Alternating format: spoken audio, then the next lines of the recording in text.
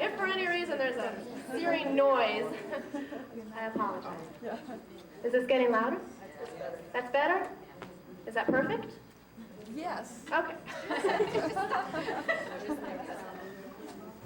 the first one, so we want to make sure it's perfect. Good morning, everyone. My name is Karen Kovac, and I'm the president of the League of Women Voters. And I would like to extend a very warm personal welcome to all participants in the League of Women Voters seminar, leadership seminar. And I think we have assembled today a group of the best and brightest individuals that our city has to offer. We encourage you in your academic endeavors and hope to impart wisdom from the successful public policy leaders that have been generous enough to donate their time this morning. I'm going to keep my comments extremely brief because I myself am a student and I am preparing for final exams for law school, so I will have to exit about now. I will leave you in the capable hands of Loyola, who is also a board member and a treasurer for the League of Women Voters of New Orleans. We're so proud of her. She does an excellent job, and she along with Karen Wimpelberg have done an outstanding job in putting this seminar together. So I leave you with Loyola.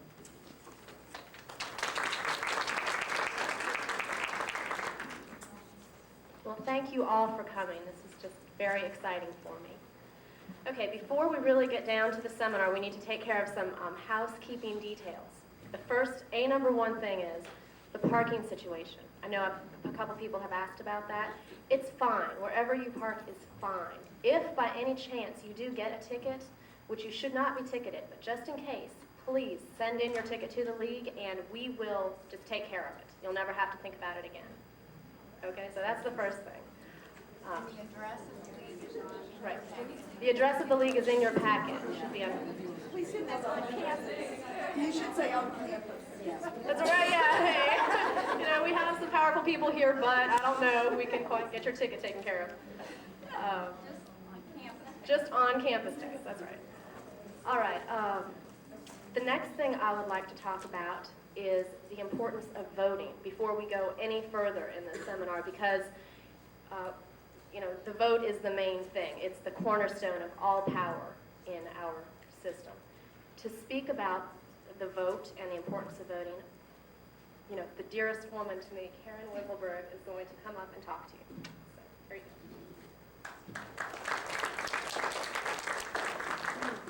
We just insisted on this at the last minute, so this really wasn't even, we have set up a place where you can register to vote today. If you didn't know it, it's over there. Rhoda, in the red dress, raise your hand and wave. Rhoda will register you today. If you are 17, you can register to vote. Well, you can apply to register to vote, okay?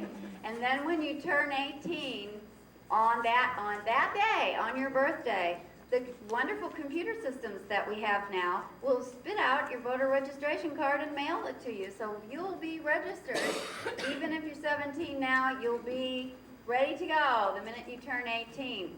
And we want you to know that the reason that this is possible for us to do this for you today is because of a new law that was signed into law by President Clinton in 1993 and went into effect January 1st, 1995.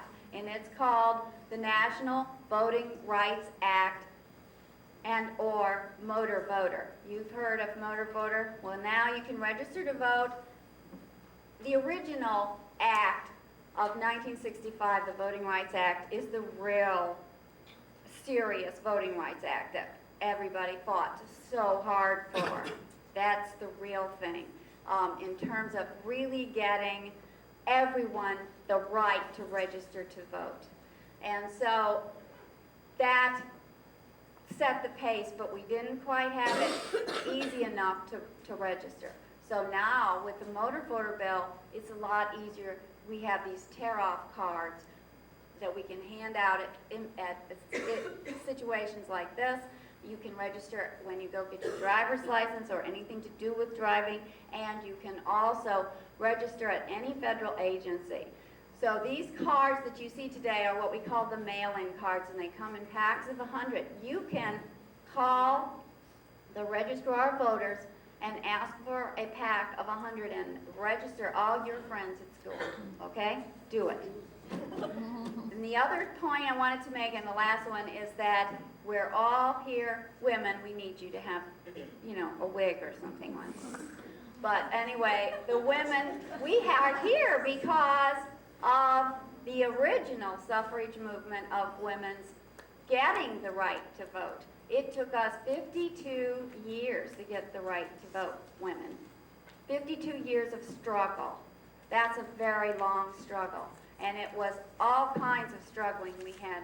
And Mildred, I bet you, was going to tell you about this, but we had every kind of activist imaginable, people who tied themselves to the White House fence, and people who marched in front of Congress, and people who went to jail, people who went on starvation diets in protest, and we had people who had teas and tried to talk to people and educate them about why this was important, and people who did stump speaking out in the great Wild West. We had every kind of activist you can imagine, but it took 52 years before the men of this country were convinced that, yeah, women, I guess, ought to have the right to vote. And that was 75 years ago this year that women got the right to vote after a 52-year struggle. And that's when the League of Women Voters was formed, 75 years ago on the very day that women won the right to vote. And we got that in order to educate. We formed it in order to educate all these new voters and to register them. So, register to vote, guys. And don't be apathetic about this. This is our power, as Leela says. And last housekeeping thing is the restrooms are Downstairs. No, down the hall to the left, on this floor. Down the hall to the left on This floor. this floor. Well, gosh, another Loyola grad. See, I didn't even know. You gotta know these. All right. There's a little story I want to tell you. There's a couple. Okay. The first one is a Native American myth, which says, pretty much, that everything that you do, every endeavor, has to have an error in it. And the reason for the error is so that the evil spirits can get out that way. Well, we keep in that tradition, and so we have made an error. Okay. We, really do apologize too. We have somehow lost biographies for Mildred Fauché and Iris Kelso. They're not lost forever. We're going to get them back, and when we do, we're going to mail one to everybody. So we really apologize about that, but we'll hear plenty about them also. Okay. The other story I wanted to tell you is about a couple of my sailor friends who were out fishing, as sailors do. And who do you think they captured? Not a fish, but a mermaid, a beautiful mermaid. And of course they thought, well, gosh, we've hit, pay dirt. We're gonna take this mermaid in, we're gonna be famous. But the mermaid was magical. And so she said, wait, please. Don't take me in. Let me grant you your fondest wish. Whatever it is, I'll grant it to you. Just let me go. And the first sailor said, well, that sounds pretty good. He said, all right. I'd like to be twice as smart as I am. So the mermaid said, wish granted. And the man immediately began quoting Shakespeare and, going into this in-depth philosophical analysis, incredible things started coming out of the man's mouth from his mind. And the second one said, well, gee, that's impressive. I think I'd like to be 3 times as smart as I am. Wish granted. The next thing you know, the man is the sailor. A guy who couldn't even add and subtract before is spouting off mathematical theorems, solving equations that Einstein couldn't solve. So the third one is got his thinking cap on too, and he says, well, I would like to be 4 times as smart then, if that's what these guys can do. And the mermaid said, oh no, I really wish you wouldn't ask for that wish. Do you think there's another wish maybe you could ask for? Anything, really, I swear, I really don't think you want to wish for this. And the man said, no, I'm going to take you in if you don't give me this wish. Come on, I want to be 4 times as smart. She said, okay, wish granted. And that man became a woman.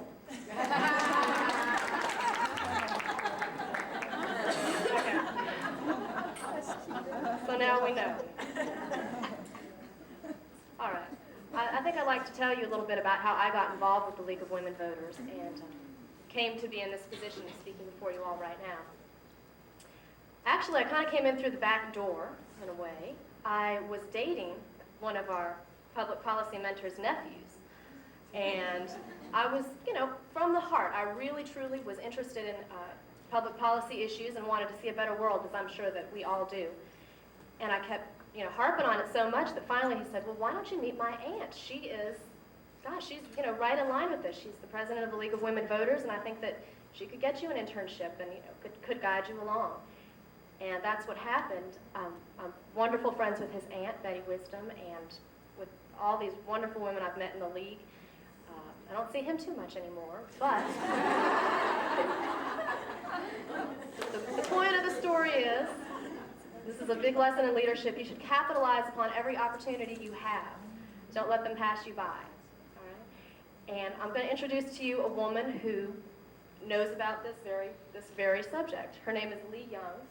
She was a past president of the League of Women Voters for 2 terms.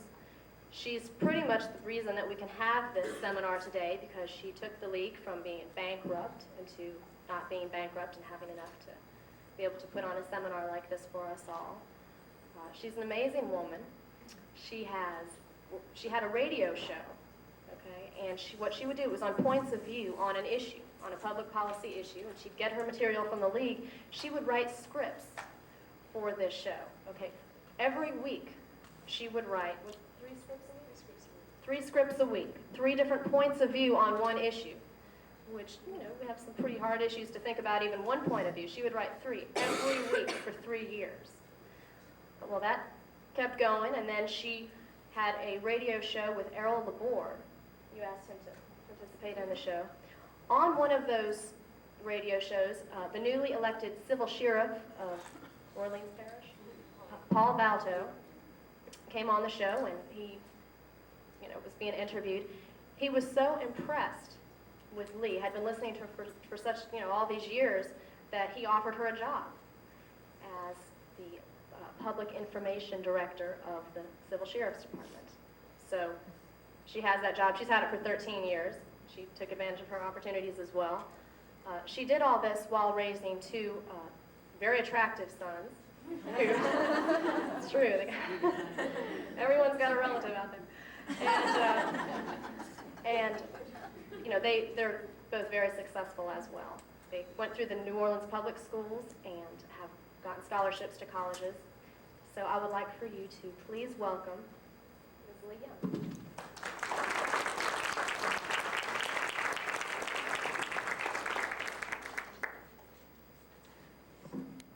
Thank you very much. Good morning, everyone. I'm thrilled to see all of you here.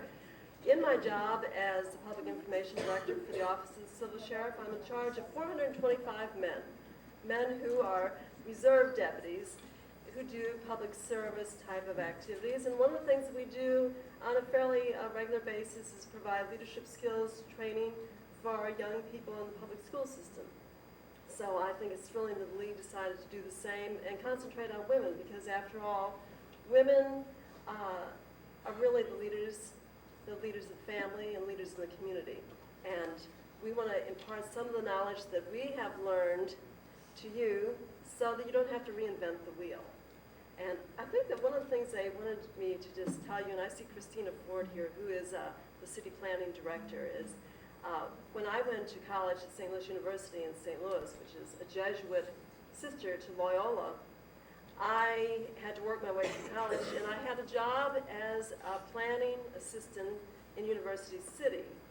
And then I didn't want to go to graduate school. I just thought I'd had enough of school, and my boss said, well, why don't you get a job as a planner? And this was in 1966, 30 years ago. And those are the years where I don't think urban planning was really it was like a brand new field, and it was open to lots of people. And I had a degree in geography with a minor in biology and, of course, philosophy from a Catholic university. I was offered a job in Columbia, Missouri, where the University of Missouri Fighting Tigers are, for $6,000 a year, and escalated that up to job offers up to $12,000, while my dear friends like Karen Winkleberg were teachers making $4,000 a year.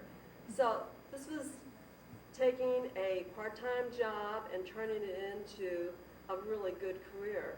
Then I moved to New Orleans, and I was married and had children, and that's how I got involved with the League of Women Voters. And it was through the League that I got the opportunity to do the points of view on the radio, and then I took that position and said to the administration, this is WGSO and QUE, that I thought I was well qualified to have a talk show. And then I thought, oh my God, what have I done? You know? and so I invited Errol Laborde, who's now the editor of New Orleans Magazine, to join me. And we did the show together for 6 months, and then I just sort of bowed out because at that point I was beginning a job working for Sheriff Valto. So I think my message to you is that always be open to opportunity. It's just like shopping. You're walking down the mall and you see this dress, you love it, grab it. Because it won't be there tomorrow. And so when you see an opportunity, don't say, oh, I don't know if I should try this. Because let me tell you, although my mother was a newspaper reporter, but you didn't know that, and she was the editor of the women's page for the St. Louis Star-Times in 1927. She always wanted me to go into that type of job, and of course you certainly resist everything your mother says. And so I'm hoping now that you will think, don't resist what these ladies are telling me. But being open to these opportunities, even though I was scared to death, I had never done public speaking before, and to be on the radio, I used to go and my jaw would quiver. I mean, I would have to hold my jaw. And finally, the producer of the program said, you know, you have good things to say. He said, but your delivery is not right. And he showed me how to do public speaking on the radio. Of course, Mike Longman, and you've all heard of Mike Longman. He was at WGSO then, too, and he came in one day and said, you know, Lee, he said, nobody is interested in all that political schlock you hand out. But that's okay, because it paid off for me, and it'll pay off for you, too. Now, I want to introduce to you two ladies who I have always admired, who are the epitome of womanhood as I see it, and that is a woman who doesn't take anything sitting down, a woman who knows her rights and asserts them, but is always a lady about it. First, I'm going to tell you about Mildred Fauché. Mildred, just raise your hand. This is Mildred Fauché. Hi. This is Miss Pepper. There's no other way to describe Mildred except she is a pepper. She's a native of New Orleans, a graduate of Sacred Heart Academy, Newcomb College, and Tulane Universities. She has a Master of Social Work. She began her career with the U.S. Civil Service Commission. Later on, she became the first woman director of a city agency. She was the director of the Welfare Department and then the Parkway and Park Commission. She's been a member of the League of Women Voters for over 30 years and has led the charge on environmental issues and was probably, I would say, single-handed in helping to keep Freeport-McMoran from dumping 12 million tons of gypsum into our river. Wow. And I think, hey, give her a hand.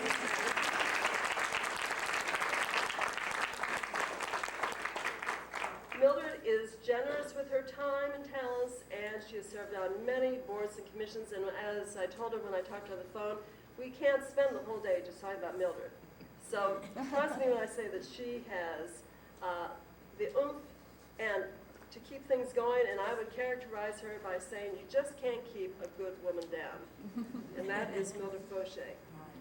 And her cohort here on the side, raise your hand, is Iris Kelso. I'm sure all of you have seen or heard Iris Kelso on television, or you have read her columns in the newspaper. She is a native of Philadelphia, Mississippi. She is a graduate of Randolph-Macon Women's College in Lynchburg, Virginia. She has covered politics since 1954, first with the New Orleans States, which later became the Stateside, and now with the Times-Picayune. She has written for Gambit, Figaro. She's been a commentator and a reporter television, no radio. You been on radio? No. She's been on radio as guest, though, I've heard. She has followed the careers of Governors Earl Long all the way to Governor Foster, from Chet Morrison, who built our new city hall, to the current Martin Morial. And she has covered 8 national political conventions. She has won many awards, but in 1994 she was honored by the New Orleans Press Club for a lifetime achievement. And Mildred says, and now this is Miss Pepper says, her description of Iris is, she is hep. That's not a common used word, but let me tell you, hep is good. Thumbs up. And so I'm going to now turn the program over to Mildred Fauché, and then you'll hear from Iris. And please enjoy your day. This is a wonderful experience. Grab those opportunities and run with them. Thank you.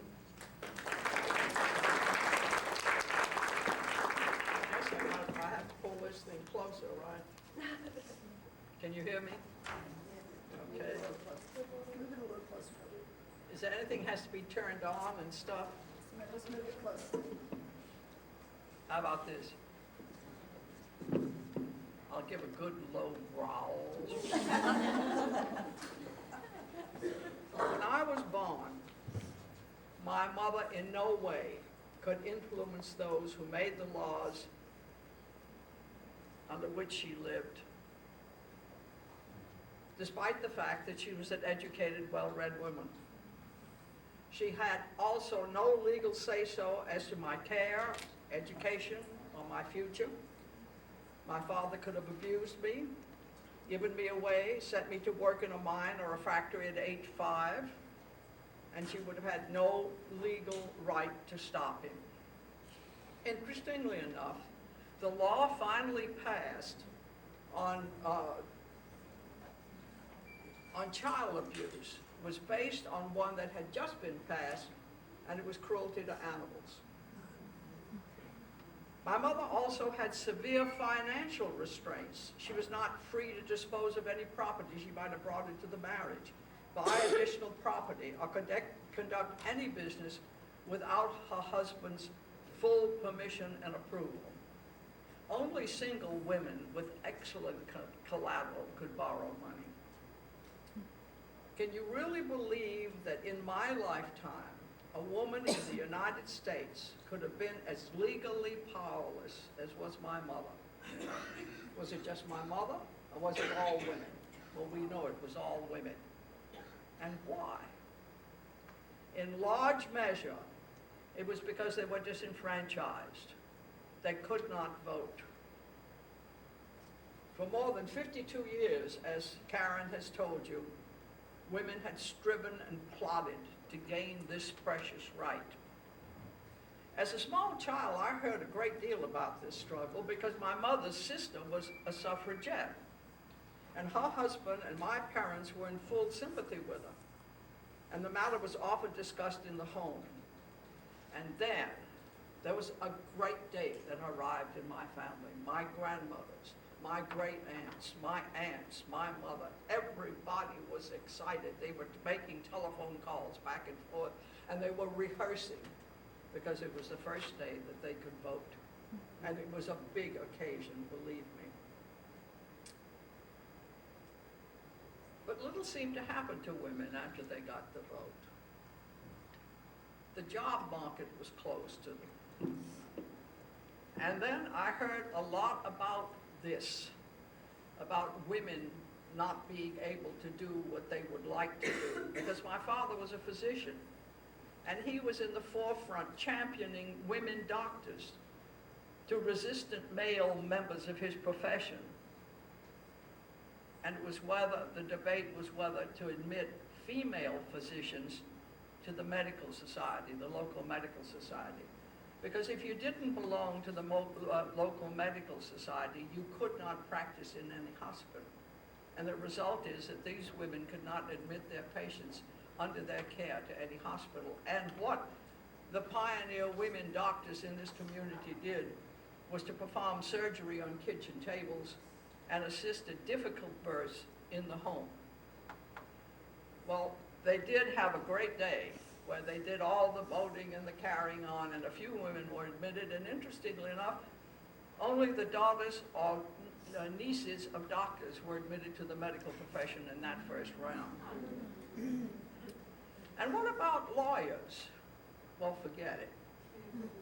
I was a grown woman before I met a grown woman who was my first introduction to a woman lawyer, and I admired her tremendously. Imagine going to an all-male law school, being the only girl there. And then you would think that anybody who had worked that hard to get a degree would be brilliant in the courts of law. She would be able to astound everybody in the courts. Well, she never got that chance. Her only employment in which she could use her law degree was in an oil firm in the lease department. And it was many years before I met a woman architect, and she was much younger than I was. You see, I'm living proof, girls. I'm living proof. And what about the prevailing humor of my youth? Comedians got to be millionaires, very rich men. And they didn't need to be too innovative or creative, because cruel jokes about stupid wives and mean mothers-in-law filled the bill. All they had to do was a little twist on that subject, and that was their whole act. Well, to go into a little biography, I graduated from college, and you might well ask, why did girls bother to get an education? They couldn't get jobs. It was no financial advantage to them or their families. But of course, we were told that it would make us better wives and better mothers, stimulating our children, particularly our sons. And why were women's lives not changed even after they got the vote? Because there was another hurdle they had to overcome. There was no place for them in the job market. They had no access to money and therefore no power. You see, females were still considered too fragile physically and emotionally, and not savvy enough to be paid to do a job, except, of course, low-paying, menial labor and minor clerical jobs. They could do that. The men didn't want them. But what brought about change? World War II was declared. The men were drafted. And the ever-growing demands of the war effort, the factories sprung up overnight, ships had to be built, armament had to be created, clothes had to be manufactured. You just go on and on and on. And it took hands and it took energy to make this a successful effort. And the country turned to its women. And of course, they responded, as they always had historically, to any great tragedy in the country's history. Well, I wanted to do my part. And I wondered how I could contribute. I had no qualifications. That had been dinned into me. If I applied for a job, they said, you don't have any qualifications, you don't have any experience.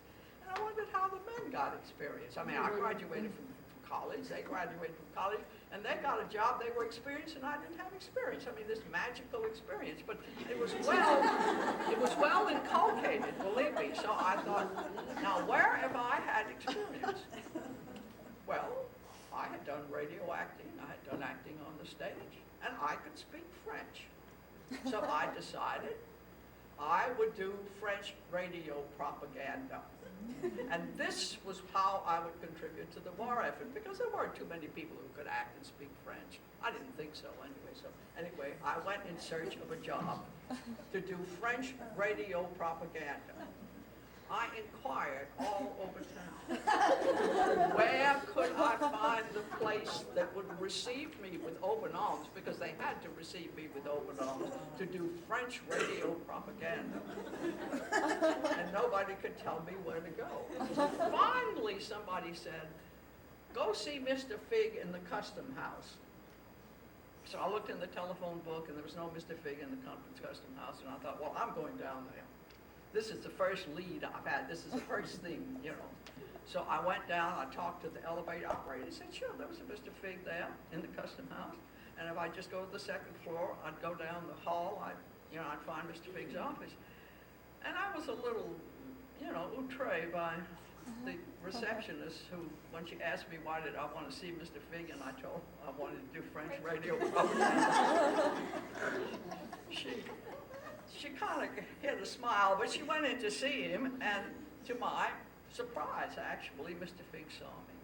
Well, we had a marvelous meeting. It was simply wonderful. He was a charming gentleman. And he told me that the war effort wasn't quite ready for my doing French radio propaganda, but that he could use me as a recruiting representative for the United States Civil Service Commission. You see, I didn't know he was with the Civil Service Commission. I had no idea who Mr. Fig was or what he did. So sure enough, I had a job. So that night I went home and I told my father that a man had offered me $1,800 a year and that I was to go to work the next day, and my father's opinion was that he was either crazy or he was a villain and to take care of myself. But my employment was conditional. It was conditional upon successfully passing an investigation, because this was the federal government and this was a time of war, and I had no worries about that. I wrote down where I went to school, I gave references. I didn't see any reason why I wouldn't pass this. Well, a little while later, people were calling me up and saying, Mildred, what have you been up to? What have you been doing? And I said, what are you talking about? Well, it seems that one of the gentlemen whom I'd given as a reference threw the investigator out of his office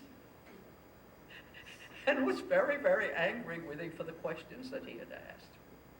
Because you see, part of the investigation was employers were suspicious of prospective female employees of sexual misconduct. They had to protect their male employees from predatory females. My first recruitment was along the border of Mexico in small Texas towns, and I traveled with an experienced civil service person named Sissy Bell. We were allowed, this really got me, $6 a day per diem. This was for our hotels and our meals. The munificent sum of $6 a day and 4 cents a mile for the use of my car. This $6 a day had a great deal to do with my future, believe it or not.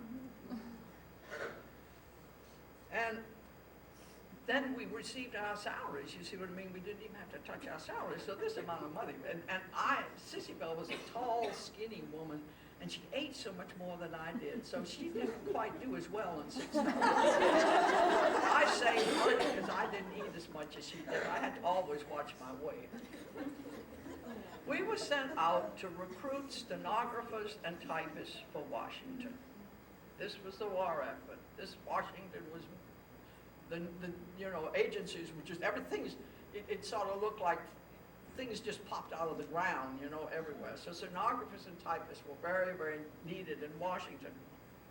Neither one of us had the slightest idea of where we were going to find stenographers and typists in Washington. But we were instructed when we left home that we were to go to the post office. The moment we hit a town, we went to a post office and we posted an announcement giving the date and time of the examination, and we sat and waited for people to come. Well, you can guess. Nobody came. And this $6 a day bothered me. To think that the government was giving me $6 a day and I wasn't providing anything. I wasn't providing a thing. So they're telling me I'm talking a little bit too long. But then I found out that the high school curriculum included typing and shorthand in Texas. And I also found out that Mexican girls were not employed in a clerical capacity, but could work in dime stores as clerks. So I went to the counters and I bought more cheap lipstick and powder and perfume. And I would do something that made Sissy Bell furious, because she said that it should not be done by a representative of the august United States Civil Service Commission. But I would go in and ask, how would you like to earn $120 a month? And of course, these girls hadn't earned any more than $8 or $10 a week at the most, so they were very interested. So we did our recruitment. We came home and we were told that Mr. Fig wanted to see us. I thought he was going to fire me because we only got 50 girls. And it was almost more than a month's time. It wasn't a girl, it was a girl and a piece of a girl a day. So we went into Mr. Fig's office, and Sissy Bell told me, she said, he's mad because he heard about the type of recruitment you did, and we're in big trouble. So when we went into his office, he asked how we had recruited these 50 girls. And she immediately told him that she had nothing to do with it, that Mildred had done it, da-da-da-da. So then he turned to me and said, what is this unorthodox method that you had? And I said, well, and I explained it all to him. Because I said, nobody came to the post office, and this $6 a day, this was just really something. I felt I owed something for the $6 a day. So it turned out the similar teams. You see, this was a three-state district, and it was the headquarters was New Orleans of Mississippi, Louisiana, and Texas, and they sent recruiters out all through these states. And the most that the others came in with was either 0 or 3. So I'm sure the man thought we made up these 50 girls. That's why he was anxious to find out. So anyway, I could give you many more stories, but it resulted that I got promoted. I got to be the only woman in the United States who headed skilled trades and engineering and laboring. And from that, I went on into social work. And then I went to the city of New Orleans as the first woman director and only woman director for 10 years. It was me and the boys in the back room. And then I went to the Parkway Commission. And just one story that Iris insisted that I tell. When I went to Parkway, I was trying to preserve the trees of the city, the old oak trees that line our avenues. And believe me, they're the enemy of anybody who works for streets, who works for the Tourism Water Board, who works for NOPSI. I mean, they want to get out of those trees. And I was constantly fighting for those trees. And in every mayor's meeting, the Department of Streets in Parkway, Moon used to say, it was during Moon Landrew's administration, he used to say he woke up on a Thursday morning when we had our meetings, wondering how he could stimulate Parkway and Streets to have a battle. But anyway, the Department of Streets got so mad with me one time, he said, you know, you're just like these old ladies in tennis shoes, you're nothing but a bird brain. And I said, oh, there's life up there. There's love. There's birth. There's song. There's the wind. And what have you got? Cement.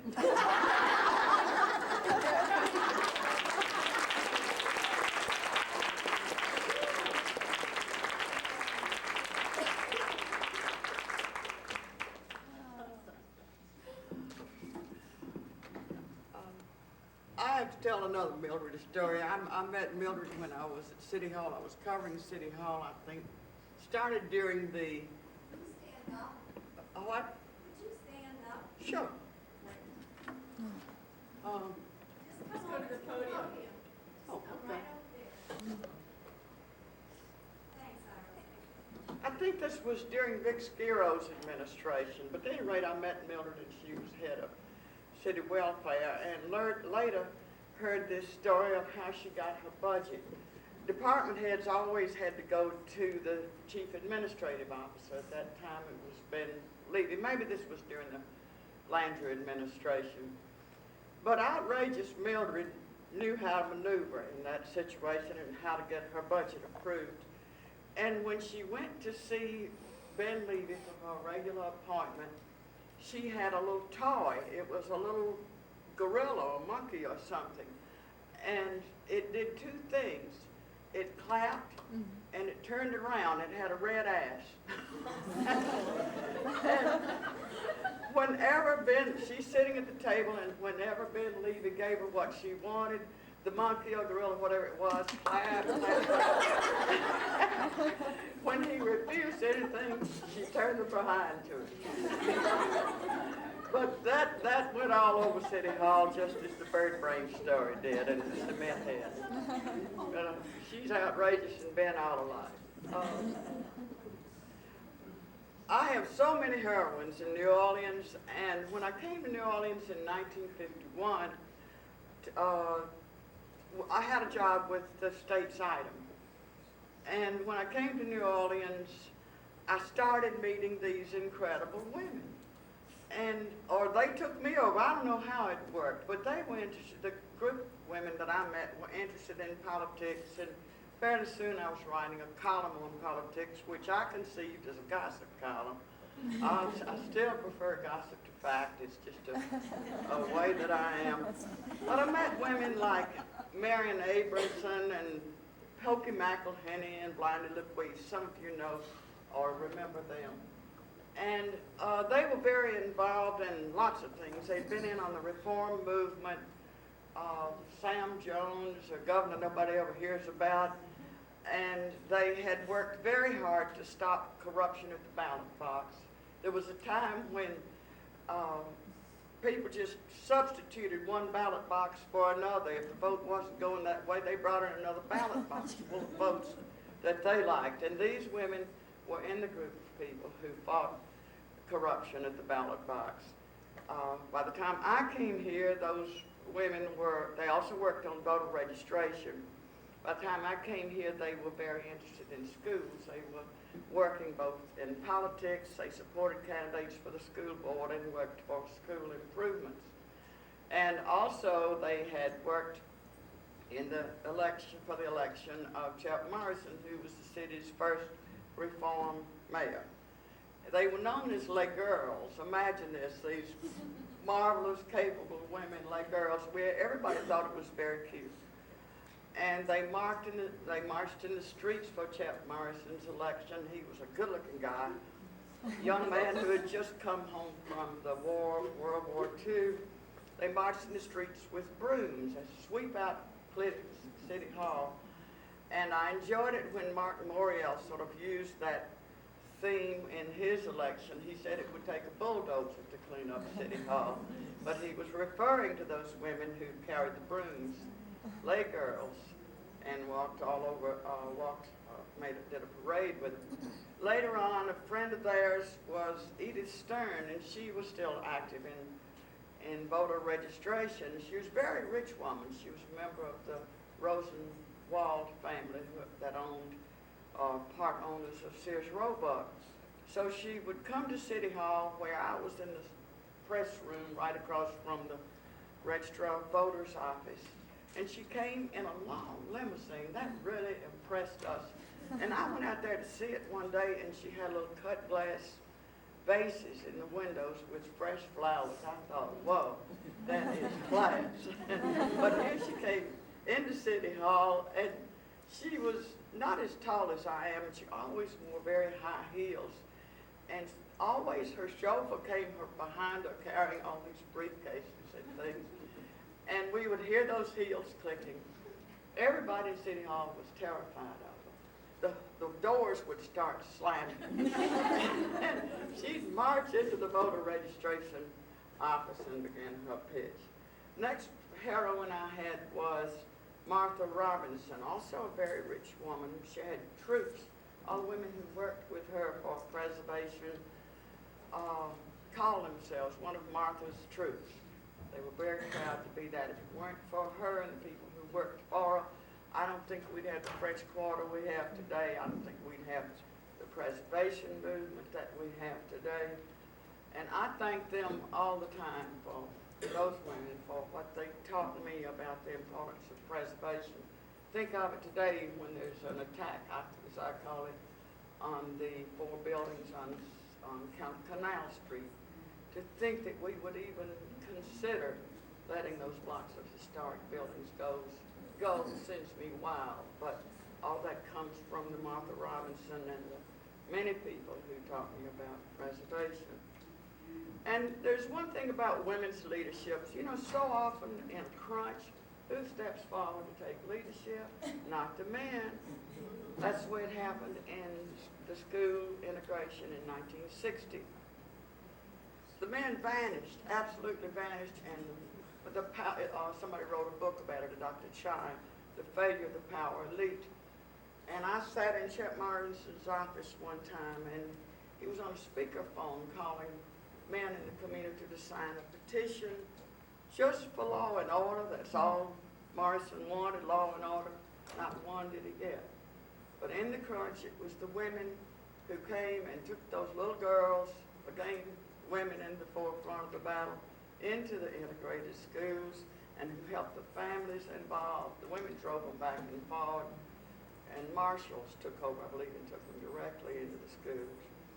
But I had many heroines at that time, and among them were Peggy Murison, an artist, Helen Mervis, and Jen Kahn, and they were in the trenches working to try to solve that situation.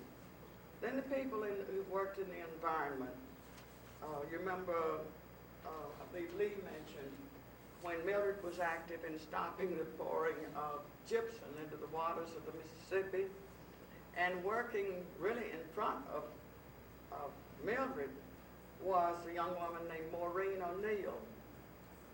And she was in the Sewage and Water Board, and she really led the whole thing to block that. And Mildred, the wise old owl, was behind her, showing how to maneuver, where to apply the pressure, when to stand up and scream, and when to stay quiet and work underground. So very important that Maureen had a mentor. She's now with EPA, and she's been working in the Middle East was working during the peace negotiations. And she had 3 proposals from sheiks. One of them wanted her to be his 4th wife. And so you can see what that kind of thing leads from. Leads to. But so many women have been leaders in the time that I've seen them in a time that you know, we've had women like Sybil Morial, and I always think of her in that school reform movement a couple of years ago, and that dated back to the school reform movement that my friends Marion Abramson and Crowell, that was the other reform movement, but it was Sybil and others, many others, who put together the movement that gave us a school board that I think finally is accountable and credible. And Verna Landrew has always been a leader. I see so many women out here who are my current heroines. And so I'm hoping that all of you students will take them as models and make up your mind to care for and protect New Orleans and take over the mantle from them. Thank you.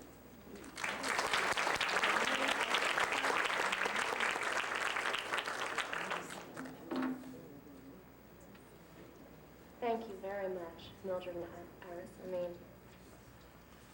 thank you so much for all that you have done. And I can't tell you what an inspiration it is for me to hear. You know, sometimes I get a little bit discouraged when I look out into the world and I see all the problems that we have to face and confront. But knowing that there have been problems before, and we've confronted them and faced them, and that you've paved the way for these amazing mentors you're going to meet today, our public policy leaders now, and they're going to pave the way for us, and that we can pave the way for the next generation. Maybe, maybe not utopia one day, but maybe a little peace on earth might come around.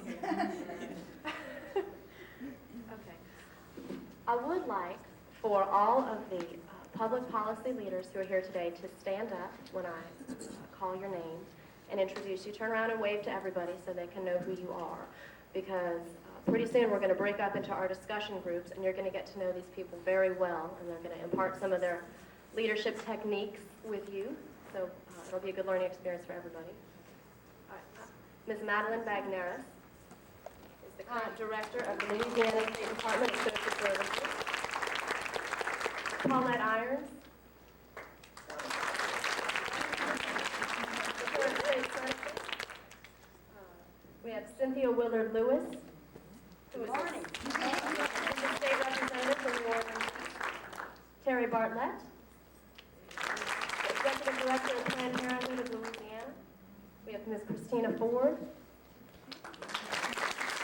director of the New Orleans Department of City Planning. Nanette Jolivet, the director of the New Orleans Department of Sanitation. And we have Judy Watts, the executive director of the Advanced Children.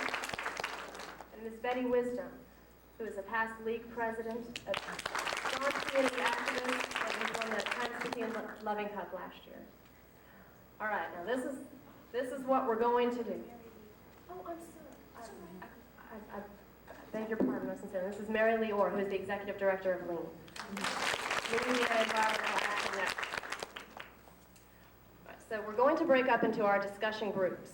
Okay, what I was hoping is that my personal team of mentors from the League of Women Voters would be so kind as to hold up your paddle that has, okay, you all see now, I know that everybody has a sticker, okay, of either a bear, a fish, a ladybug, a kiss, a bee, an alligator, what else do we have, a mouse, a butterfly, a flamingo, the whole array of stickers. Now what I want for you young women to do is to go to the name which is on your sticker. Okay, so if you have a bear sticker, go to the bear. If you have an alligator sticker, go to the alligator.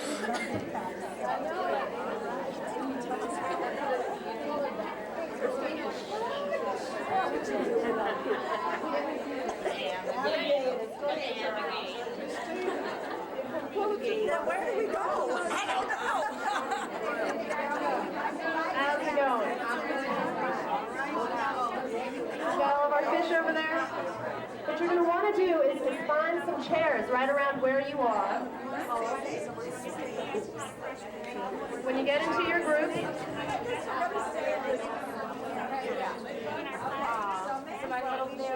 have you found your sticker and your... Okay, what you're going to want to do for the discussion leaders is to go to we're going to want to go to an area where there are some chairs.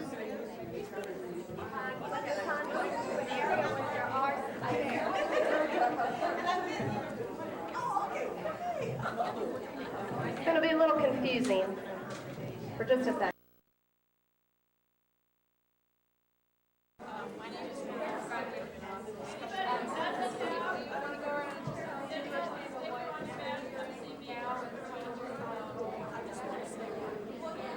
If you don't have a sticker, go see Kate Myton over there in the red, and she'll get you a sticker.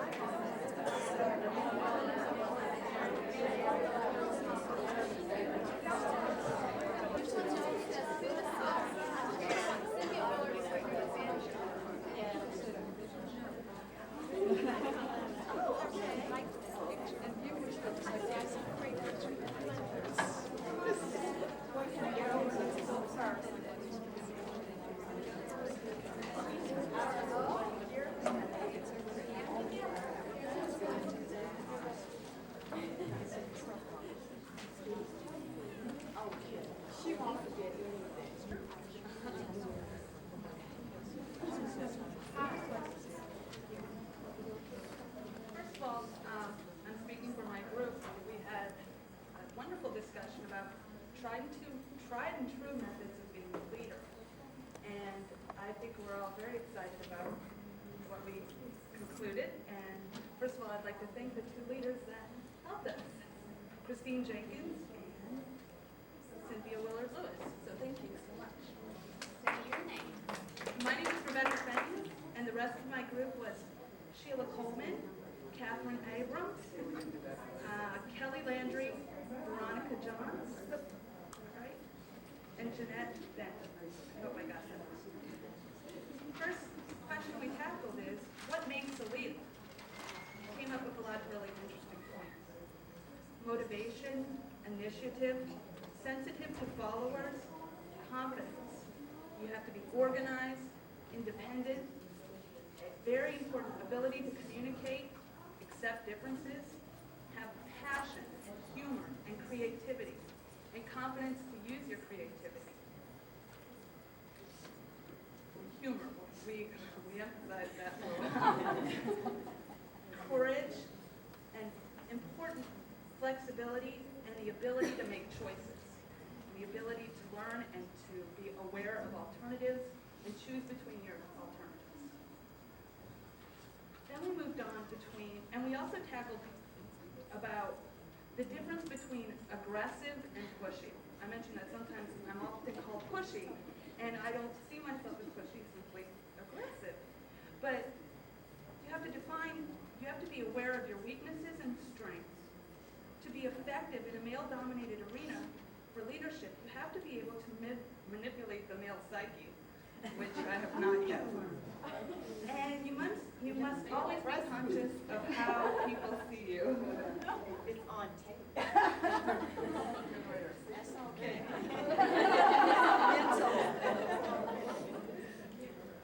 So what can you do to help yourself become a better leader or to be a leader?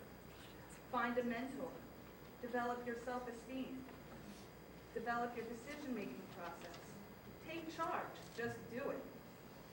You have to be insensitive to negative expectations and turn them to your advantage. Raw energy married with skill and heart and an internal passion will make you a leader. Sharpening your leadership skills requires practice, interacting with your peers and mentors, professors, teachers. School, you go to school, you can go home, you can use your leadership skills at home. Seminars like this. We had some really great leaders in our group, presidents of all kinds of organizations, and we talked about what they do in their schools in order to enhance their leadership skills, and they turn to mentors, they turn to their advisors of their groups, and then you must also turn to other leaders, and you learn from them as well. And then also, we talked about the role of computers right now. You really need to learn how to use those computers, ladies.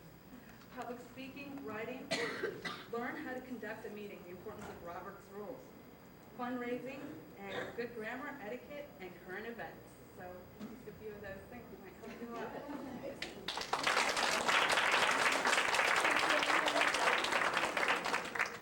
I'll just say a word. Rebecca, thank you so much. You did an excellent job representing the collaborative voice of group number 5, the mice, in this wonderful arena. And from my House District 100, where we celebrate 1996 as the year of the mouse, I thought it was very fortuitous that I would come and be told that I was going to be the mouse for the day. It's very obvious that Rebecca is a very talented and gifted young woman. She also serves as president of the Young Democrats on Loyola's campus. So this poli-sci sophomore is going to do and achieve great things, as all of the young women in our group are. And my prayers are going out to each of them and to all of the young ladies and all of the other groups, that the Lord's blessings will follow you in the role that He has chosen for you to play in life in shaping your families, and the city of New Orleans will be fulfilled in His time. God bless.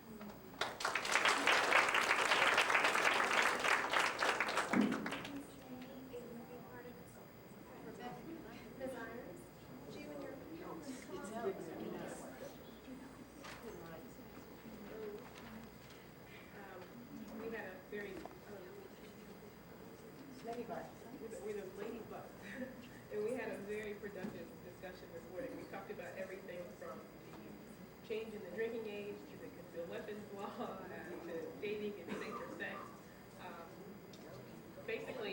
things that we focused on was how we as women in the different roles that we play can learn to live up to our various expectations, whether it be within the family, at school, or at work. Things that we focused on was that the whole process is continuing, first of all, and we have to keep learning and keep trying to do this, and that we have to learn to assess our personal risks and outcomes from the projects that we take on. Can we interrupt you? I'm sorry. We're lost. We're lost. What Are do you you do? topic number 1? Sorry. We just missed that and we're taking notes, Oh, we're okay? trying to follow. And we thought you were the other topic 5 and we couldn't figure out the connection with what you were saying. We thought, oh gosh, we lost it here. Okay, okay, try us again. Sorry, try us Okay, again. well, our focus was on what we believe in, and whether or not what we believe in and how we deal with women in situations like that. Okay, also learning to, basically we focused on expectations and how to live up to expectations. We all went around and talked about the different things, different issues that were on our minds and things that were important to us. And also learning not to take things personally and learning that it was okay to be assertive and to say no. Well, good morning. I too enjoyed the exchange from the young women as well as the woman, the other women in the group. And I think one of the things that was shared there was that it was a lot different when I was your age. And the things that you have to deal with are different. And how you don't really understand how serious those things are. But at any rate, I don't try to mix words or mince them as my state representative does. She's such an eloquent speaker. But I too do hope that you have learned something from the exchange. And let me tell you, girls, we need you. We need you in the public policy arena. We need you in the elective offices because you bring a totally different perspective. And I know because I am in a body of 39 and 37 of them are male. And I know what it is to deal with men, and they just think differently. So we really do hope that some of you will take our advice and pursue on and come and join us or take the ball from us. Thank you.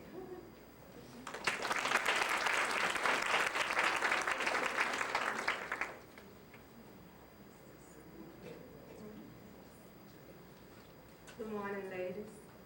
My name is Avis Brock. I'm a political science major at Southern University at New Orleans, an aspiring lawyer and politician.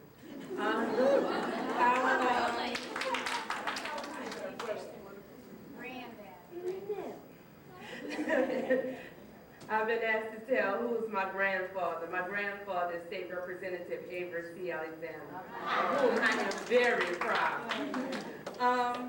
Also, I would like to, at this time, recognize our mentors, Ms. Nanette and Tanya, as well as the group, we were the alligators. Our topic was, what's more important, what you believe in or winning?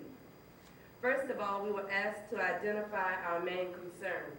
What we recognize as being our main concerns are the environment, child's rights, women's rights, crime, and family. The next question was, what do you do about concerns? For our concerns, we said that it was more important to address them through joining political groups and organizations, special interest groups, being educated. By being educated, you're able to arm yourself with the facts, and in that way, you can intelligently address the issues and concerns to those who it may fall upon. We talked about community-based organizations and how sometimes it may be more conducive to deal with volunteering, because one of the ladies in the group talked about how she's gaining experience and knowledge through dealing with family literacy programs where she's able to deal with the holistic person. And therefore, she feels that she's getting the same experience that someone else may be getting from book knowledge, but she has hands-on. We also talked about how you are viewed for taking a position. We discussed the various words like being aggressive, assertive, rebel rouser, troublemaker, whatever it may be. But it's basically that first of all, you must recognize that when someone forms an opinion of the position that you're taking, that they too have an opinion. So basically, how you're received is basically the audience who you're talking to, and that's where that comes from. What is success? Success is determined by what is important to the individual. In today's society, we're often viewed as being materialistic, and sometimes that's our own downfall. But material things are important, but we also have to deal with the spiritual, the educational, and the environmental, so all plays into one part. And it's okay, is it okay to compromise what you believe in for winning? The answer to that we decided was as long as there is a balance and does not compromise your moral values. So I think that was all we talked about, and that's it.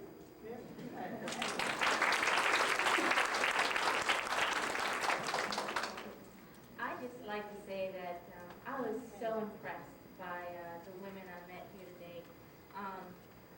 I've met a lot of very self-confident, goal-oriented women, and I think 15 or 20 years ago, I certainly didn't have that kind of self-confidence. And I look to many of the women that I'm very honored to be part of a panel with today as some of my role models. And so I'm very honored to be here, and I'm so happy that the league asked me to come here today. There's something that really struck me. I talk about how things change, but some things really do stay the same. I heard a lot in my group from the women about perfect choices and being perfect, and there's some perfection out there that we should strive for. And at this time in my life, I guess I've probably finally found out that it's okay not to be perfect. And if there's any message I could leave, that it's okay not to be perfect. But that's what I think makes us so unique as women. I see a very strong dynamic where men are very competitive.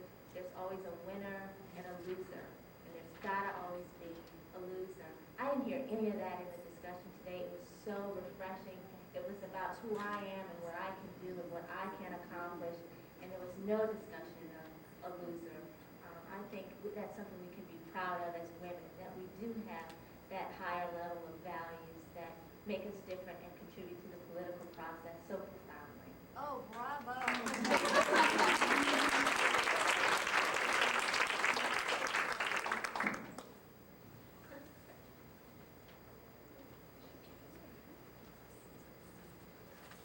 My name is Marty Bonacosich. I'm a senior at Dominican High School. I represent group number 2, the KISS group. And our topic was when to be silent and when to speak up. We came to some conclusions about why silence is caused, and we said that it's often caused by fear and intimidation. We also don't always know what the topic is about, so we want to get well informed about the topic. And you have to ask questions, go into a meeting with curiosity, want to know what's going on, and get the facts. We also said that you may not know how to phrase your statement with tact and style, so therefore you don't always speak up.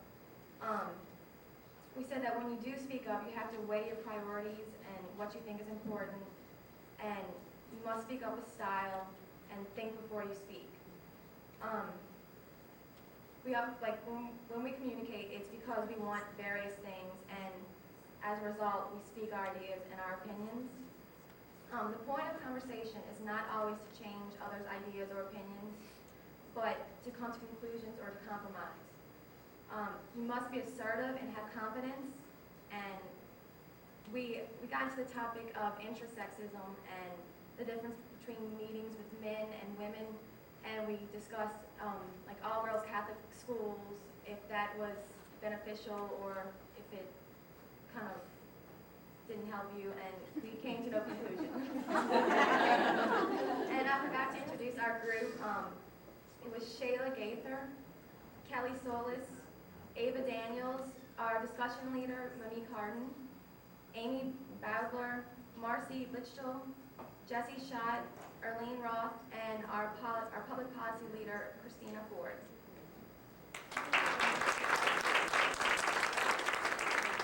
I'd like to say a few words about Monique Harden, because she led a group in which we were talking about when to be quiet and when to speak up, and it seemed for a while everybody thought, well, I'll just be quiet. And Monique did a really lovely job. I learned that probably the root of all my troubles is that I went to school with men. I wouldn't have the troubles I have in city council if I'd gone to an all-girls school, apparently. I'd like to say one thing which is serious, and it picks up on something that Nanette said that I think is important. When she was cheered that you all didn't use terms like perfectionism in the group that she was in. And I think that's something very important for anybody who wants to get into public policy. All of us would agree. Public policy is real messy. You cannot achieve perfection. Perfection, to my mind, is only achievable if you're a collector of a very small group of items. It's small, or you become an expert in a very small and confined academic field. That's not what we're after here. I think what we're after is excellence, which means that you reach far.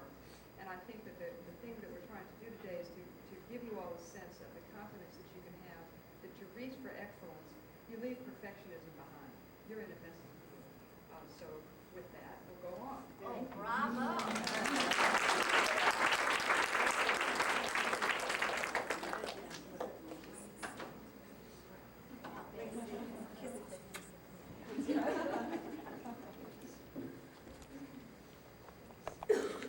Good evening, everyone. I'm Bessie Bynum-Vaughn, and I'm here representing the Social Science Department at SUNO. Before I go any further, I would like to acknowledge those that were in our group. First of all, we have Megan Cooney. We have Mara Doherty. We have Ava Hernandez, Joanne LaRusso, Zizi Ryan, Melanie Sword, Kimberly Van Wagner, Zaina Kaler, and Lisa Marie Manning. Our subject that we dealt with was how do you know when to speak and when to keep silent. Our discussion was open with the word anger. And I gave the group a scenario that I was in and how that when you're selected to do a project and you are a team, and how that in that one person is not given a higher position, you both are on equal status, and how that in presenting your accomplishments in that project, how that there is an overwhelming friction. And when we're faced with this, you need to know when to keep silent and when to speak. We decided in our group that much of what we need to do is never to speak when we're angry. Keep your temper. Anger doesn't accomplish anything. Politeness is the best agent. Be reasonable and firm. Be open to compromise in order to be able to accomplish things. Don't compromise your integrity. Don't speak without adequate information. Give others a chance to express themselves in group situations. Learn before you talk. In group efforts, we'll learn to divide responsibility. Confront if there's a problem. But really what you do initially is go to authority. Put it in writing when you need to delegate, so the person won't say, you did not tell me.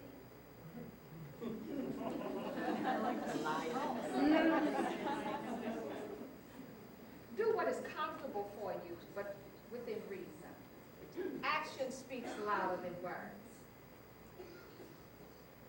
Act when you can. Don't wait until it's too late. In the scenarios that we discussed on rumors, religion, race, all of these, you all know, requires defending. However, we have learned to tackle these issues by listening with our hearts rather than our ears. And I would like to leave this with you. I was was in a seminar for exceptional individuals and those, there were 2 blind people. And they had on the board, and when I saw this, I said, you know, that works for all of us. And it states this: the real blindness in our world today is a closed mind. Thank you.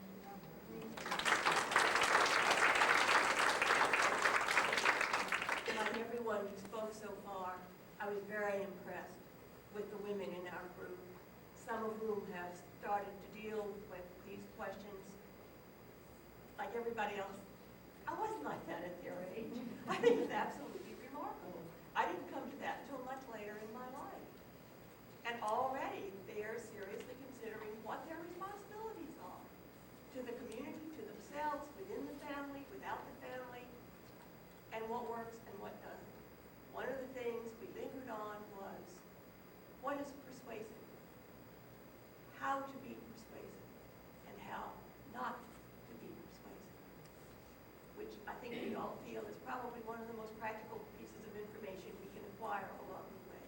Thank you.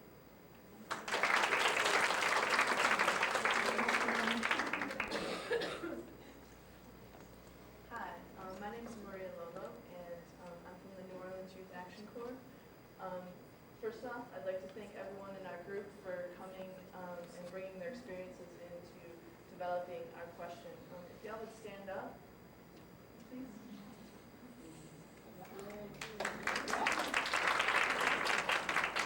Okay, our topic was, how do you choose a good working team? And we broke that down by first talking about what's important in assembling a team. And what we discussed was it's important for the people you're looking into to have the interest and drive to talk with friends. Because when you're working with getting friends involved, you already have that immediate rapport. And if they have the common interest and motivation as well, it might work well in developing your team. The people that you're looking into should have a willingness to commit to the cause and a willingness to commit to the time investment necessary. We talked about the qualities that are important for individuals to be bringing in, and thinking about that, we thought diversity was definitely one of the qualities that a team benefits from greatly. The qualifications that we talked about were people that have experience in organizing events and agendas, experience with public speaking, experience with public relations, experience with planning meals and a food knowledge, someone who has media contacts, someone with computer skills, budget making skills, and budget keeping skills. And we talked about that's very important. I thought it was okay once you got it named. That's one of the powerful ones. Okay. And we talked about creative methods of recruiting and how it's important to be creative. And when you're talking to different people, to actually go out and engage different people and get the discussion going, and show people how the issues that you're dealing with affect them, so that maybe that you will stir an interest in them and get them interested. And 2, in working with the team, we talked about the importance of working with people whose agendas may not necessarily be the same as your team, but that overlap too, so you have a larger strength base to work with. And the next area that we worked with was, once you have a team together, how do you get the workers to become a team? What do you do to keep that team going and keep everything on track? And we talked about one good way to do so would be have ongoing meetings. Keep everyone informed with what everyone else is doing, and keep everyone in contact with each other. And we talked about, if someone seems to, in order to keep people on track, as a leader in the team, it's important to maybe go talk to people one-on-one and see where they're going and discuss, the route that they are taking. We talked about the importance of keeping a calendar with deadlines on it, and when you fall off you get off the track of the deadlines, it's important to be obviously very flexible and creative in how you're going to deal with that, but also perhaps have an alternative plan in mind. And in specifically working with the budget, we talked about it's important to look at the budget as a tool of flexibility and to look at many different approaches to obtaining the different resources that you need. There's a lot of things that you can get that through a little research you can find you can obtain them without necessarily using your cash funds. And also by delegating the people who on your team, if they need to do something, just give them the budget for that individual project and have them figure out how to fulfill that need with that budget. That way you're pulling on a lot more different creative sources. And we discussed if someone was off track on the team, what could be done to maybe redirect them or to explore the issue. And we found that our consensus was to talk to that person one-on-one individually, and to try and keep out personality aspects when you are doing so, to be conscientious and tactful in your approach to discussing with someone when you feel they're off track, and just going in open to explore their approach to it. We also discussed the importance of using compliments. Compliments and thank yous to the people who are on your team. It helps keep people motivated and on track and feel that they're appreciated, so they will continue to invest their time. And also to keep in mind, we need to have time for fun, time to relieve some stress, and this also helps to build cohesiveness with the people that are in your group. And in that sense, once you have better cohesiveness, it also helps to build morale. So these are the different things that our group came up with. Wow. We want you to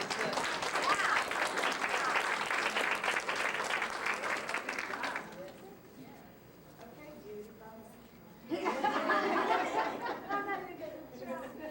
I too appreciated the opportunity to meet the people that were in my group and to have the conversation. And it was really clear, as you can see, that they're all already have begun to be good team leaders and are going to continue to do that. And there also are and are going to be good team members, because that's just as important. We alternate roles.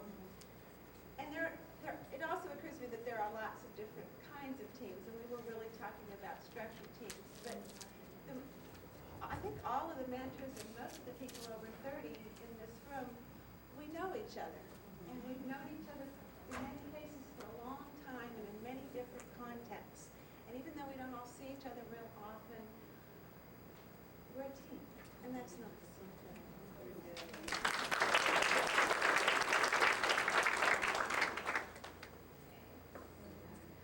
We'd like the fish group to stand.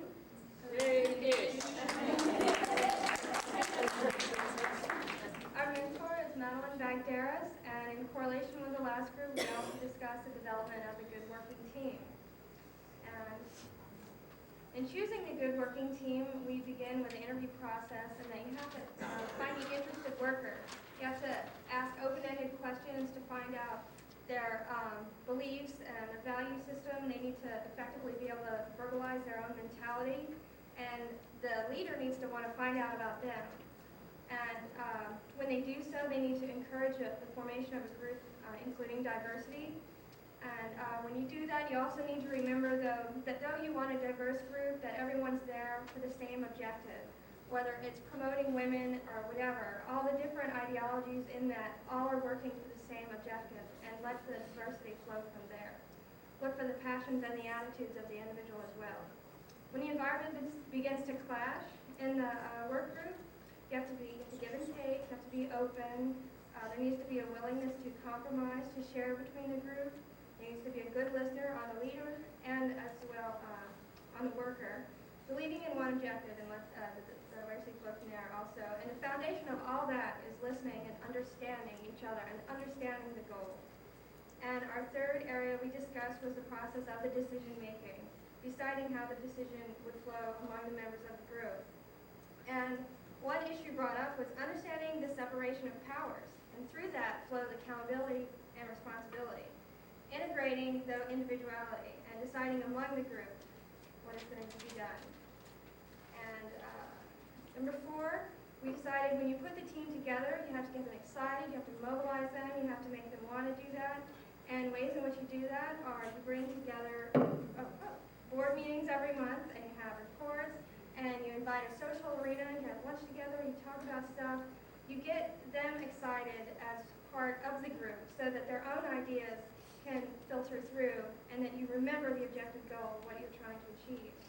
And one of our group members, Julie, summed it up so very well. We compared teamwork groups also to sports teams, and she said that the key is respecting the space on the field, but not confining yourself to it.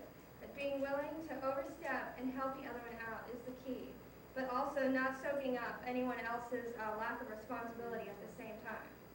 So, and the conclusion we made is that, though they use the word cohesiveness, we decided on consensus, which is based on communication, integration, cooperation, hence the term team building.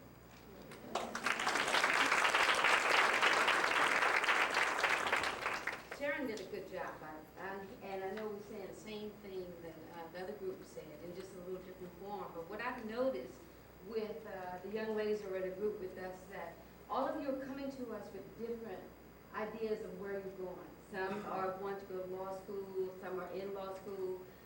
The variety of things that you want to do. And there's one thing I told this group, but I think I should make sure I tell you. Never think that the one first job you have in your lifetime is what you're going to do all the time. Nope, it doesn't happen anymore. You need to make sure you have enough variety, that you take on different jobs. You get involved in your communities. You know the people around you, your environment. You make sure that you are diverse enough to have the ideas of a lot of people. Because what you do will not stay the same. You're going to have 4, 5, maybe 6 jobs in your lifetime.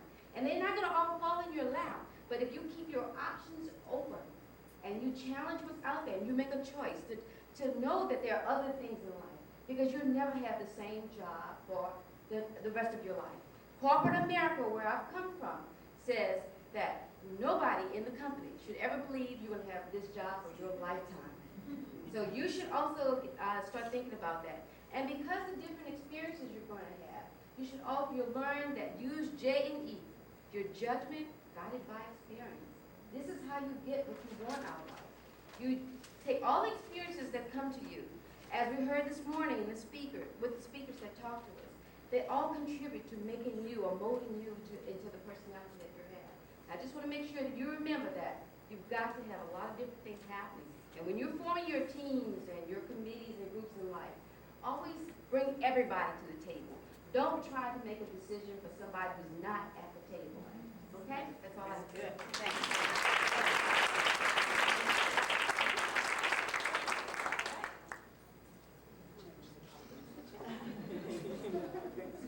What a, incredible bunch of insights and observations. We're the Bears, and I'd like everybody in our group to stand up that participated in making these comments. Yay! Now I have the ugly task of reading my own handwriting. Our group dealt with the topic of ways to deal with sexism, and we started off our discussion by... It takes Terry. We started off our discussion by working through some different definitions of sexism. And we did a little bit of stream of consciousness of trying to pinpoint what we thought sexism was.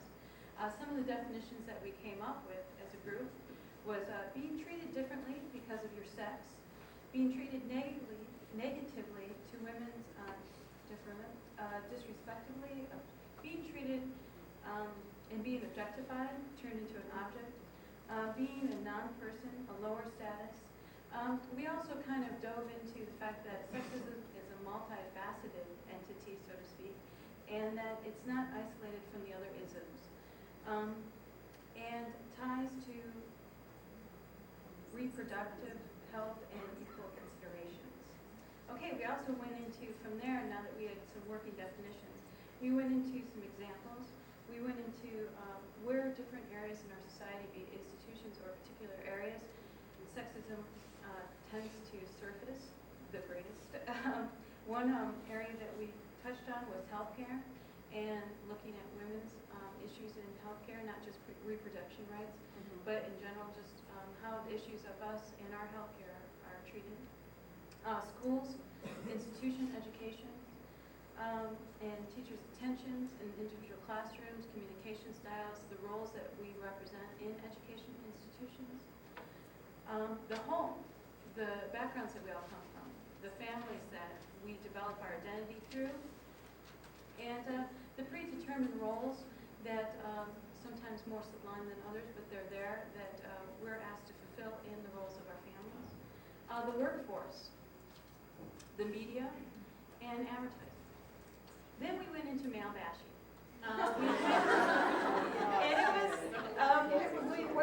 It was a question. That was not something that we dove right into.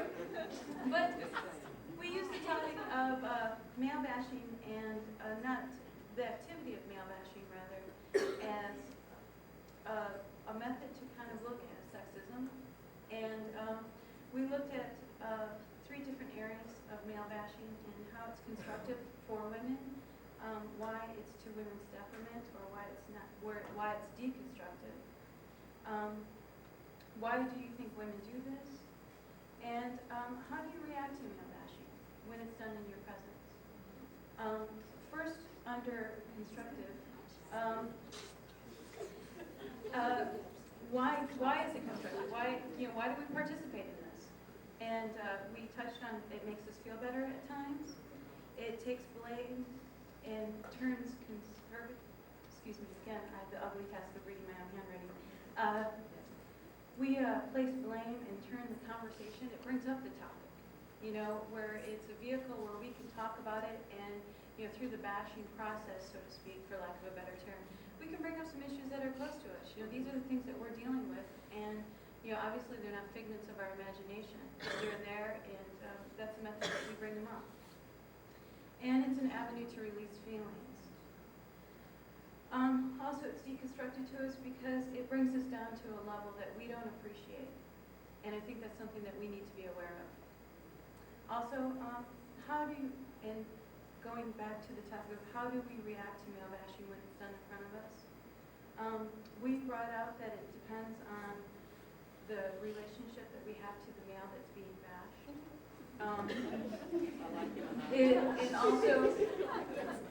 And also, what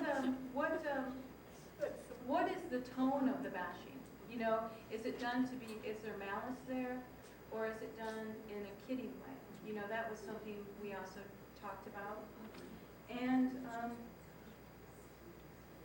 also whether or not it was done in a positive way or if it was done in a negative way. And whether it was coupled with comforting communication comebacks. So basically the tone of it. Lastly, we did a brainstorming list. We constructed a brainstorming list on situations that are threatening to women and where women feel threatened.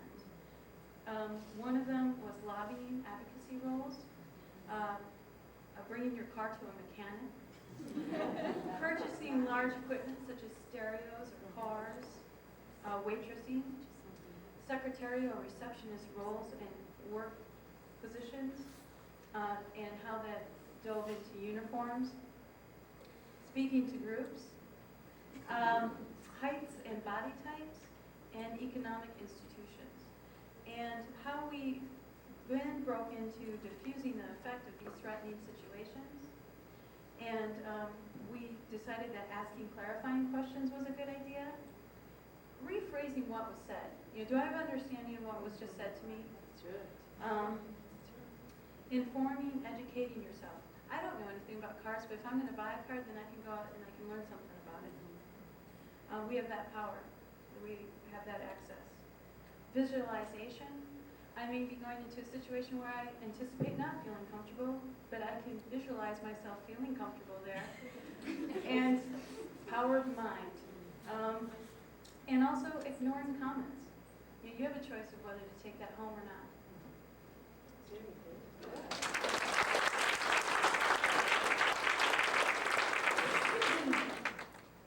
One of the things that Kathy, I also want to just reiterate is that we, and it was responded by up here the whole way, is a sense of humor. And that in dealing and learning and taking forth our lessons in our lives and moving forward, that I really think that it's crucial that we learn to remember our senses of humor.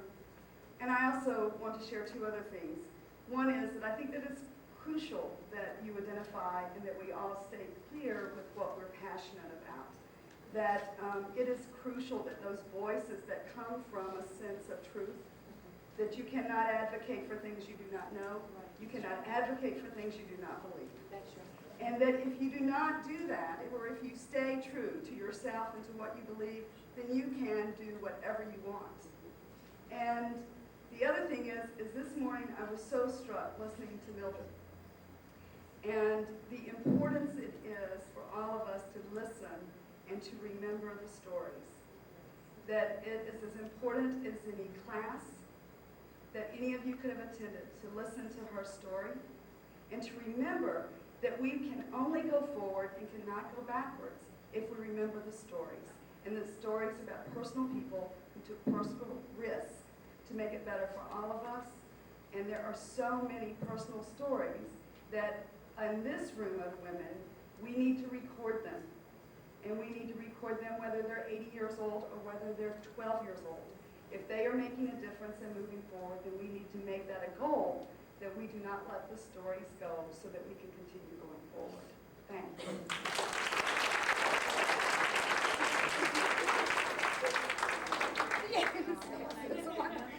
We're sexist, but let's get there. Our group was the Flamingos, and I guess we should all stand up on one leg.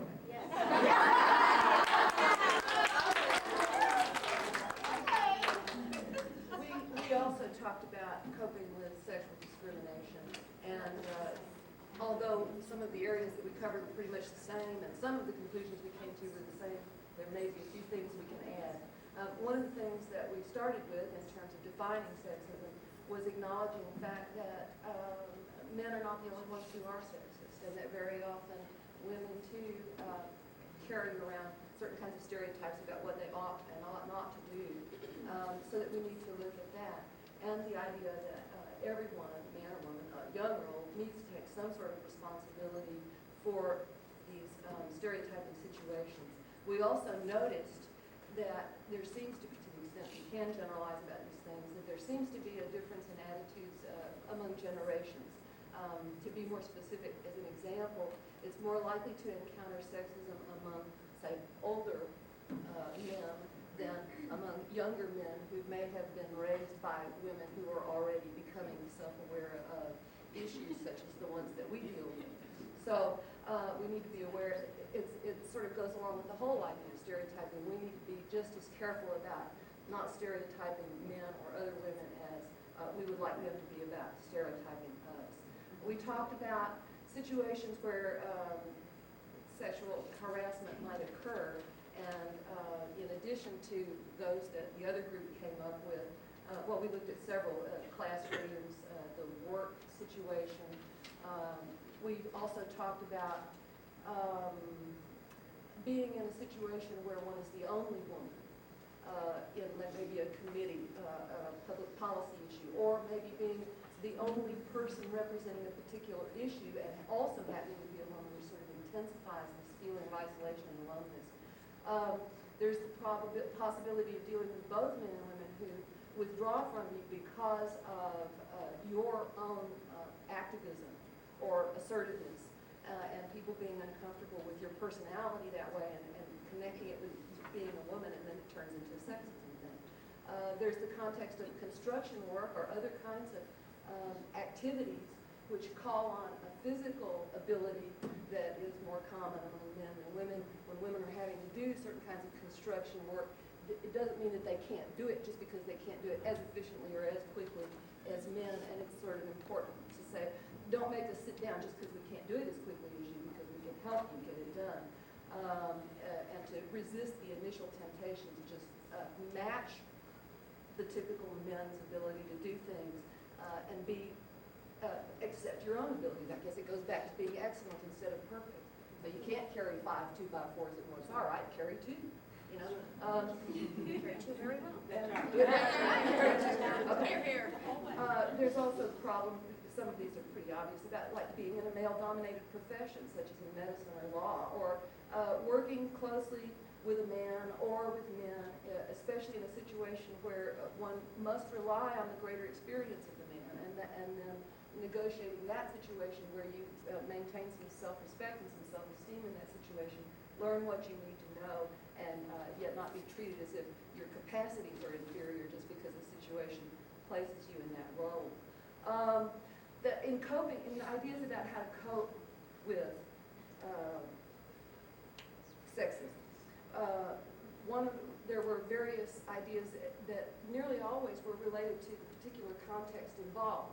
And also maybe in some cases to the situation, the personal development situation of the person involved. There are times and causes for which it seems worthwhile to stand up and expose yourself. And if you're feeling strong and prepared and well informed on the issues, and you feel like you can make a difference, then that's definitely a thing to do. You have to go on your own judgment. Some people feel like sometimes it's better not to make a big public issue out of a situation at first, at least at first. Perhaps not just withdraw without saying anything, not turn away from it, ignore it, not pretend it never happened, but keep the dealing with it on a personal level, on a small level, instead of making a big issue out of it at first. And that's the way some people would choose to handle some of these situations until there's a greater position of strength to operate from. And in other cases, of course, it's time to fight. It's time to make a stand. It's time to call people's attention to a situation. So some people would just withdraw from the situation. Some people would voice a personal concern, and some people would file charges. And that's fine. There are different things that can be done at different times. But again, it comes back to the idea of balancing expedience against principle, or looking at, when do you speak up? And one of the things that I've been struck with as I've listened to all these different summaries is that almost every one of them, these areas of leadership, or whether it's important to win or not, or whether to speak or keep quiet, or how you select a team, nearly all of the things that were brought up are relatable to what we're talking about here in terms of dealing with sexism. We talked a little bit about bashing, and in the course of that, we noticed that occasionally. Oh, I'm sorry. Yeah, we talked a little bit about bashing, and like you did, but we also came up with the notion, or we observed that occasionally women who have achieved positions of some authority become very jealous of other women, and that sometimes women engage in bashing each other, and that this is something that we also need to look out for. Again, it would probably become more under the heading of learning how to be working together and not worrying about winning and not worrying about perfection, but learning how to help each other all together. Okay, let's see. Okay, well, I'm almost finished here. I think the bottom line that we all came to, it's hard to draw all of this together. There's so much that was important that was said about humor and stories, and I think all of those are important because when dealing with sexism, you're dealing with your own story, with a very particular thing, and it's dangerous to say, whenever you come into this situation, do 1, 2, 3, 4, because it depends, and it's going to depend. So the important thing is to be informed and to be prepared, and to try to counteract the image that assertive women are butch. I mean, that's one of the things that deal with butch, yes. But if being assertive means that you're not a woman, we've all got problems with that. So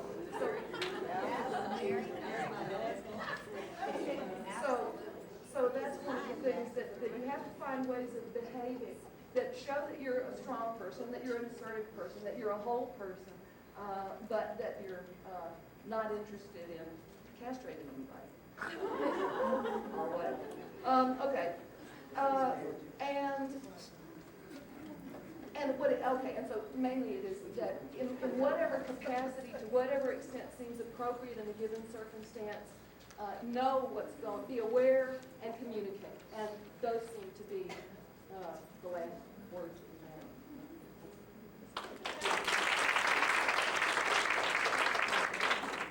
Was really so honored to be able to be part of this. A lot of the mentors are people that I greatly admire. In fact, I said I felt like the wren among the peacocks, and that I need to have a good sense of humor about myself to be able to participate. But I was really, really honored by the sharing in our group. The young people were so enthusiastic. Their ideas were great. But one common thing I heard was maybe we're not doing as good a job as we could about supporting one another as women.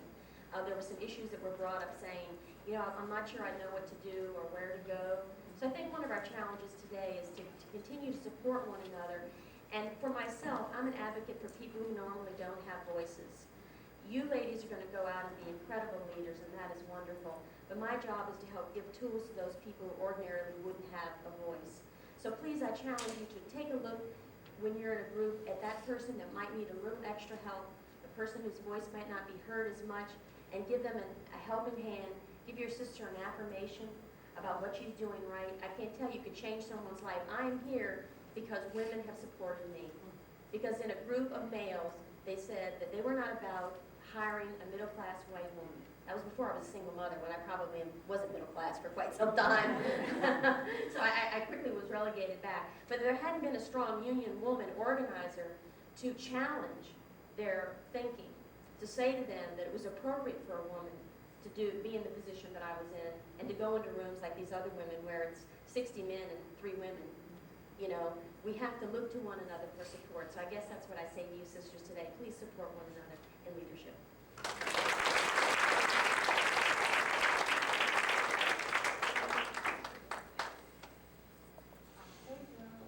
Yes, please. Thank you so much.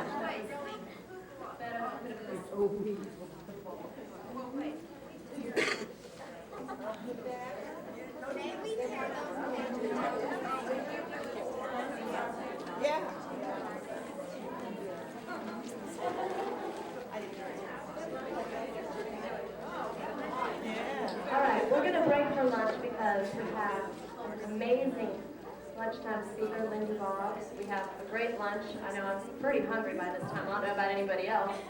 So the lunchroom is... When I win, thank you, Cindy. So, you know, again, you just have to, I'm proud I'm a woman. I'm proud of my record that I fought for women and for minorities for many years, and I'm just going to continue to do it. But you do get criticism on both sides. Next question. Joelle. This is sort of a question, but it's also sort of a non-question, sort of a statement. I think people like me when I get But you'll have to indulge me, but I want to say that these 2 women up here and many of the other women that you've seen today have gotten where they've gotten, but they've never forgotten to be the kinds of people that know how to network.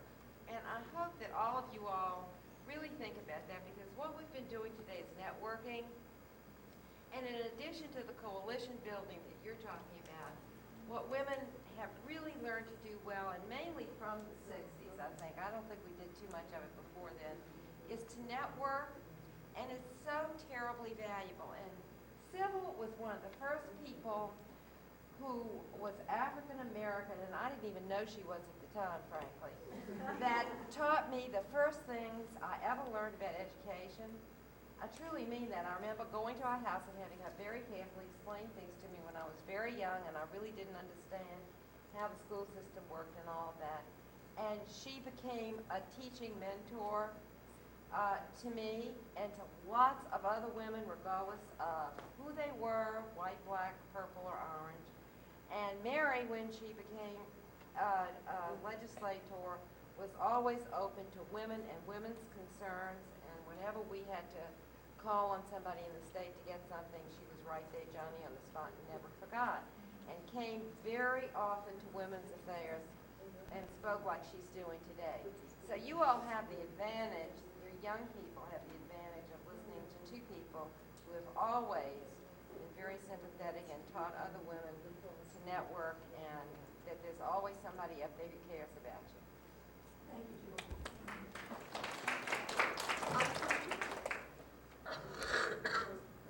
Since I see none, is there anything you all would like to finish up with? Then thank you very much.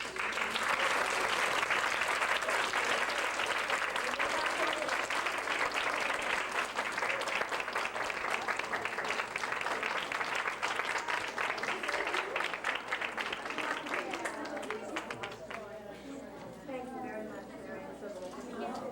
Such an honor to have you here. I want you all to remember, we cannot endorse candidates at the League of Women Voters, so we wouldn't do that. But